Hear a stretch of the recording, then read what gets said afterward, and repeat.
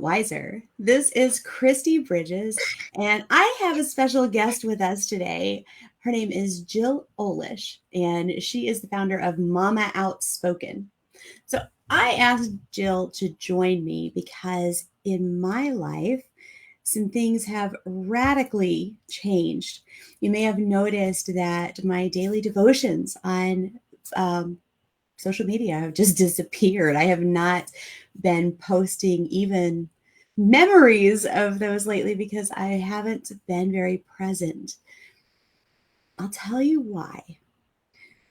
About a year ago, actually last December, a friend of mine had a medical scare.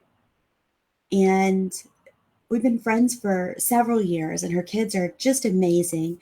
My husband and I had never once, ever thought of being like foster parents or having kids of our own because he already had kids when we got married. And I had met my child a couple of years ago after giving her up for adoption, and I'd always expected to have kids but never had. And we'd gotten to a point in our lives where we were like, well, okay, it's just the two of us and we're okay with that.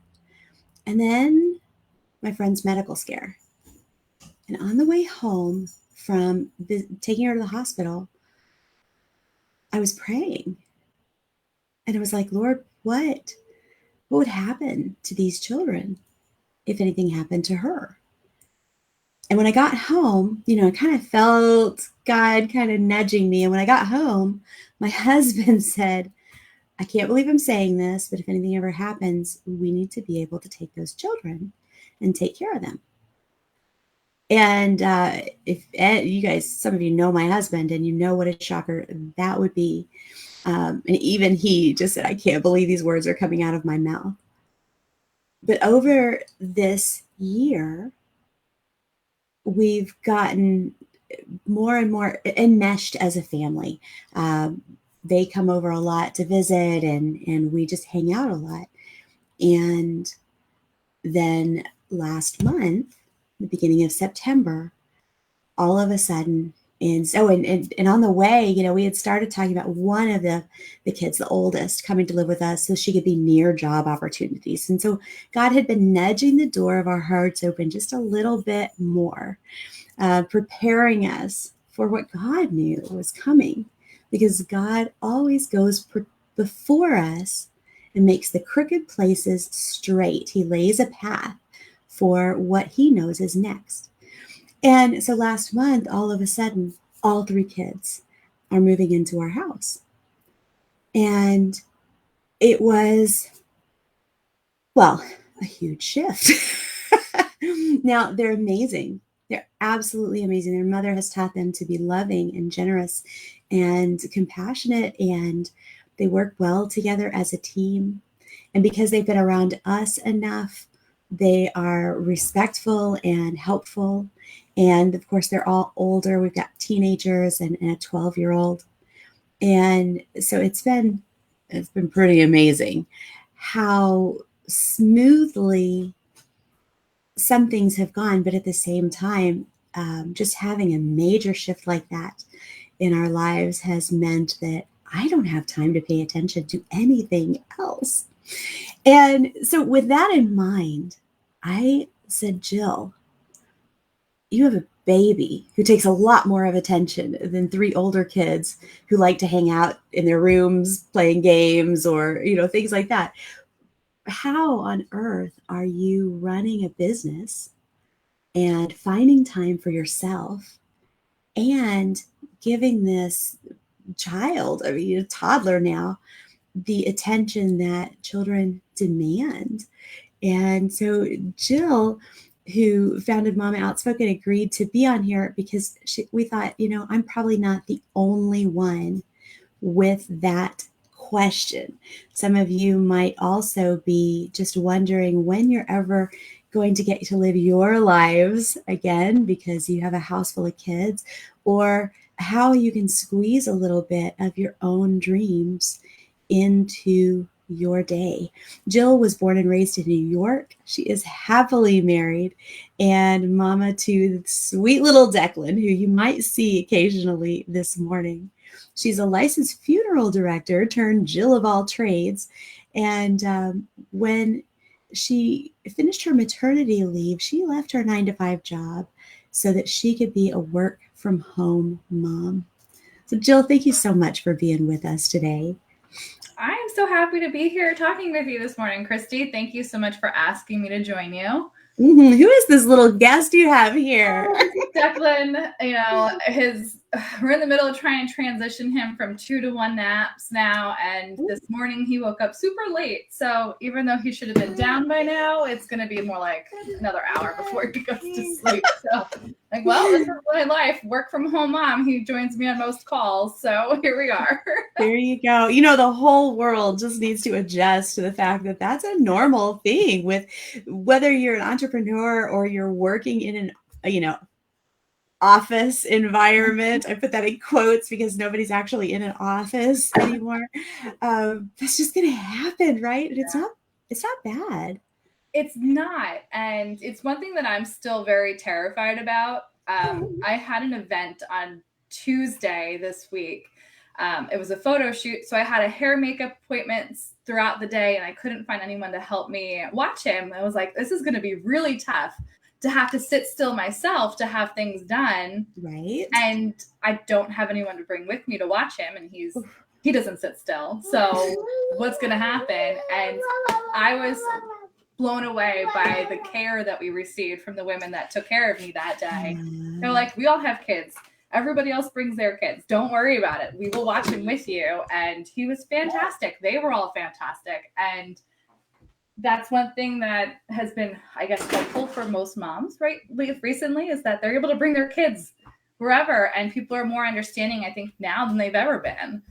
And I think that's something that moms fear, is that we can't bring them with us because of the judgment that we assume people will have towards us for bringing our kids someplace we probably shouldn't have. Yeah. I was actually reading, there's a group online of foster parents that I've been following for a long time, just because I so respect what foster parents do. I never expected that I would be doing anything similar, but I love learning about parenting and psychology, and just there's this post yesterday where someone was talking about how one of her relatives contacted her and said, I'm not coming to your house anymore because it makes me uncomfortable because your kids are so wild. And she's like, you have no idea the trauma these kids have been through, but even without having gone through trauma, they're wild. That's literally why they need parents, right? So, I'm glad that you found places where people aren't fazed by that and they're just like, oh, it's a kid. Look at that, Yeah, it's always worrisome for me, but so far everyone I've come in touch with that I've brought him with me is fine. I had 2 hiccups. They're like, you can't have them. It was a doctor's appointment. Like, how am I supposed to hold a kid and have a doctor's appointment? Right. I get it. Okay. Well, how cool. So,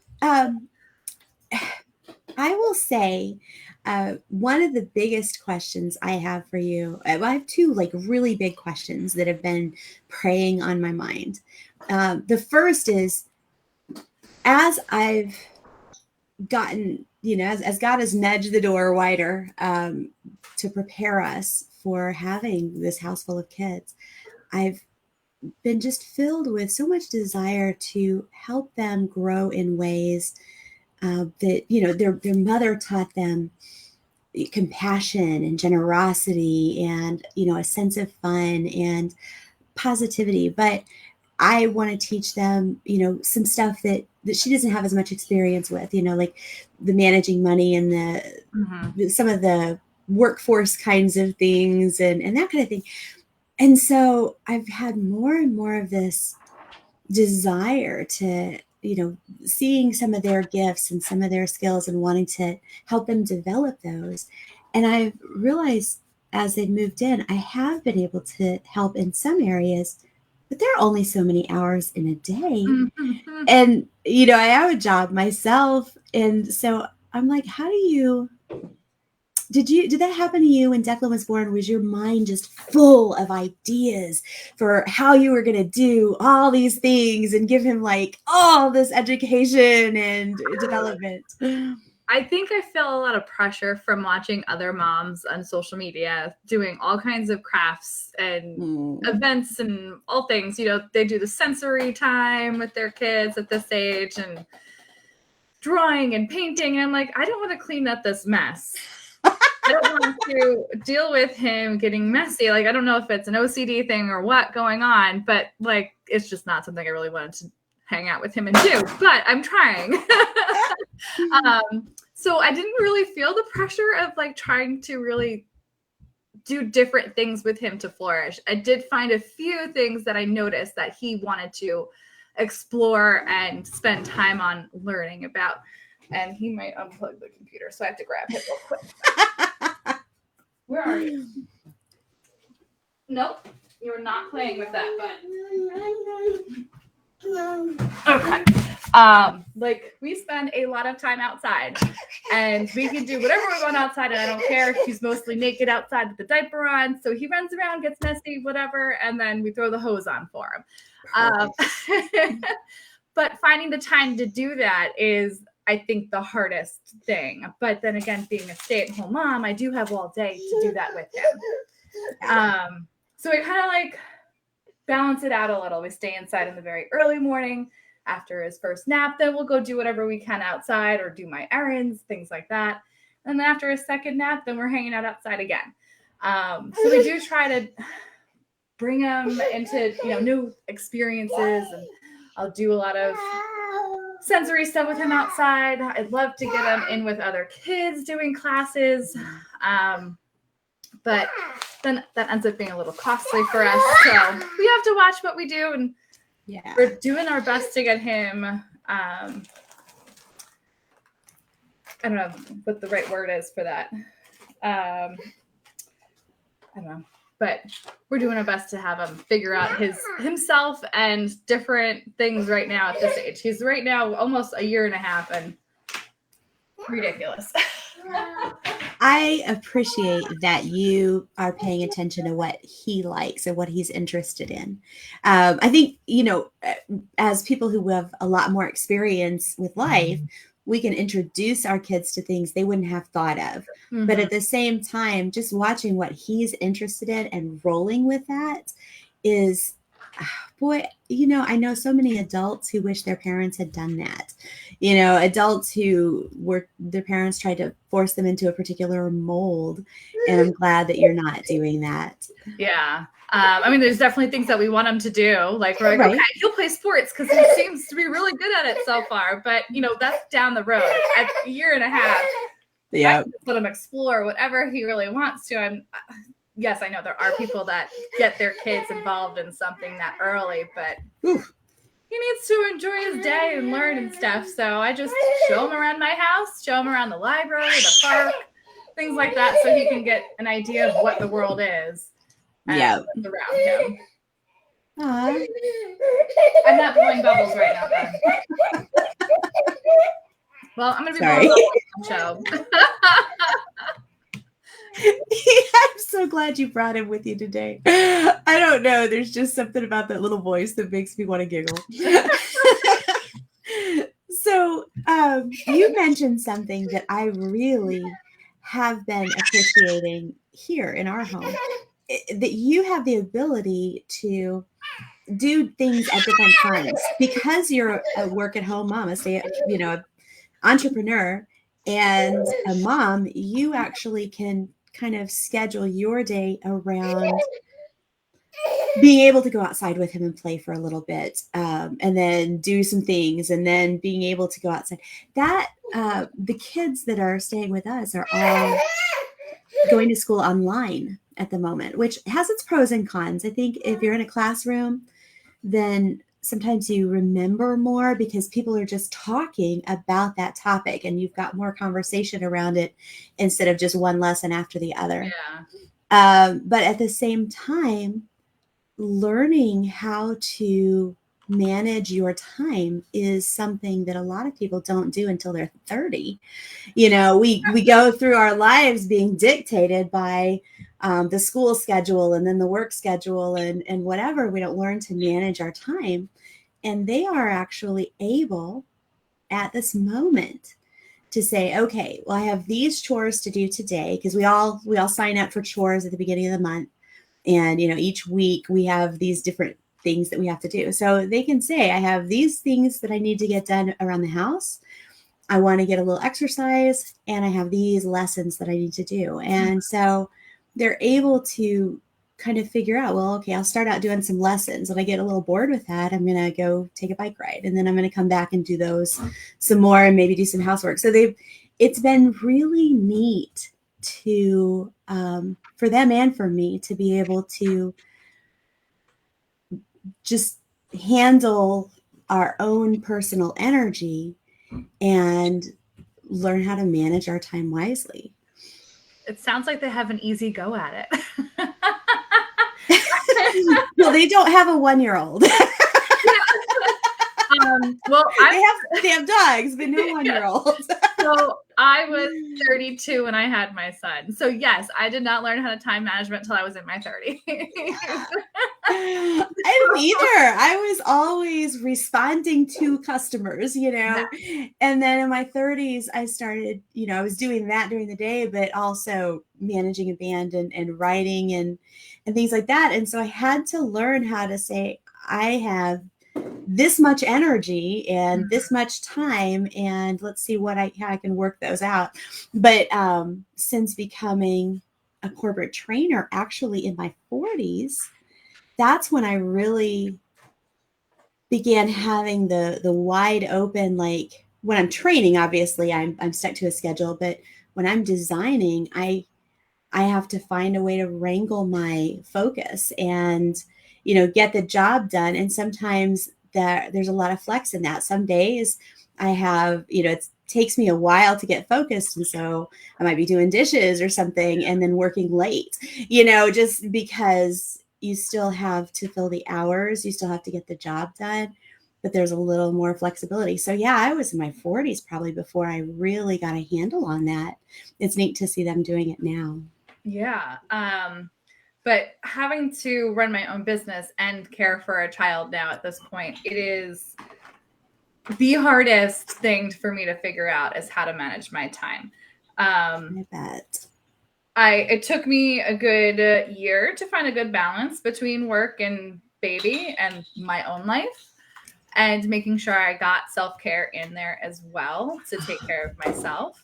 Yeah. And I've made a lot of sacrifices in the decision to be a stay-at-home mom and care for him and not go back into work like I expected I would be. Mm-hmm. But, you know, some people it works for them. I didn't expect it to work for me, and it's working out. But what I ended up doing was just saying, you know what? We can't work when he's awake. We'll just work when he's sleeping. And I limited myself to about 3 hours a day of work time. It's not enough, but it's enough for me to do what I am doing currently. And we're both happier because of it. So he gets me for the entire time that he's awake. Yes, I can do some things here and there if I can sneak away from him when he's awake. But most times he wants to be, as you saw, right here on my lap and either unplugging the computer, playing with the keyboard, stealing my mouse pad, like anything and everything. And I'd like to travel around the house with a laptop and work next to him while he's playing, but then he steals the laptop and just wants to be on that. So there really is no way for me to work when he's awake. Like, even when I go to school and go back to paper and pen, he's got to have that in his hand. And there's no, you have yours and I have mine. He has to have mine and I can have none. Yep. How did you, when you first started discovering that it really was an impossibility? It sounds like you've tried, you know, to do that work side by side thing. When that first started becoming a reality to you, that wasn't actually a realistic concept, how did you feel? How did you respond? Tell me what went through your mind and what that adjustment was like. a lot of disappointment in myself that I couldn't manage both of us, and that I didn't have a child like it seemed like everybody else had, that was content doing something on their own, or was just quiet and not rambunctious and adventurous. But I know that's just my self-limiting beliefs too in my head, saying, you know, like, you're not good enough, or whatever else goes on with those thoughts.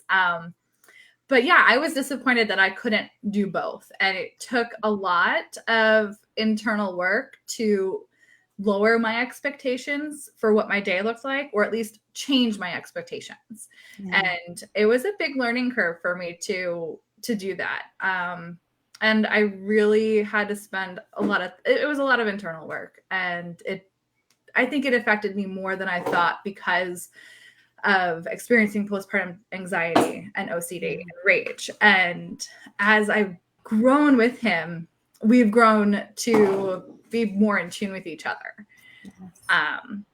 So that's where we're currently at. I have less of the rage because I'm more understanding of him, and he's been actually allowing me to work a little bit more because he has been more independent playing. So like, he's calmed down a little bit, and he found the bucket of bubbles, and there's 17 bottles of bubbles in here that he's trying to open, but luckily they're all sealed. So yay. Oh man. He's actually content right now while I'm doing this. And it's finally like, okay, this is good. If only we could get, you know, an extra hour of this a day, but it might just be another 10 minutes where I get, and I just have to be flexible with it. That is, and as they get older, they do get a lot more independent, to the point where you're like, hey, I miss you, come back. Yeah. But that you mentioned something really important.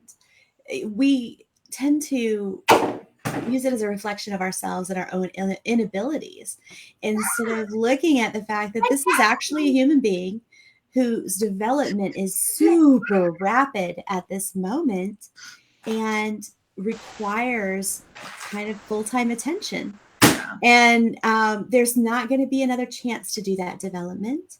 Right. And it's okay not to get everything done on, you know, your list, on your agenda, because those can be done later, you know, and he won't be going through this phase later. So you prioritized and accepted him. Yes. All right, sweetheart. I know, you're done. See? I didn't get much more time out of that. That is okay. You know what, though, acceptance. Part of the serenity prayer, Lord, give me the ability to accept the things I can't change. Yeah. I think God shifts our priorities sometimes. Oh, booga, booga, booga, booga, booga. I know, you want the bubbles that you can't have. I just want to give you tummy blows. Can you say hello, Declan? Go ahead, give a wave. Say hi. Hey, cutie. Eat your feet. Yeah, you're on TV. Look at you. Okay. Oh, fantastic. You know what? You mentioned self-care also, just getting some time for yourself. And I know that when you were going through this, you know, adjustment, right? You kind of had some self-doubt. And I remember you talking about, oh, sweetheart. I remember you talking about being concerned that your husband wouldn't, you know, wish that you had gone back to work, or you know, something like that. And he was very encouraging about your entrepreneurial journey. But we get insecure about our place, right? And maybe we're not doing enough somehow. I'm glad you came to grips with that. But you put together a really neat self-care handout, basically, you know, the downloadable that people could do self-care in big ways, or just in little tiny ways that are so easy, that really make us feel like human beings again. Yeah. And I'm wondering, is that still out there? Is that on your website? Yes, it is. And one of the things, the reason why I made it was because everything I found about what self-care was didn't seem like self-care to me. It seemed like it was good for somebody else, but it just wasn't something I would do to feel more like myself or to bring myself to peace.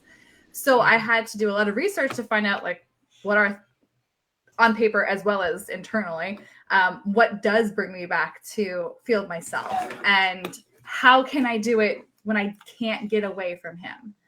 How can I do it in 5 minutes or 10 minutes? Or if I had an hour while he was napping, what could I do then by myself? And I was able to compile something. So you have all of those options.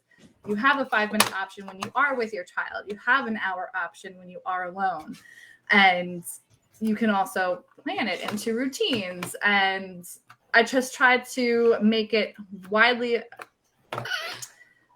not available, but just widely usable. Yeah. Actually realistic. Yes.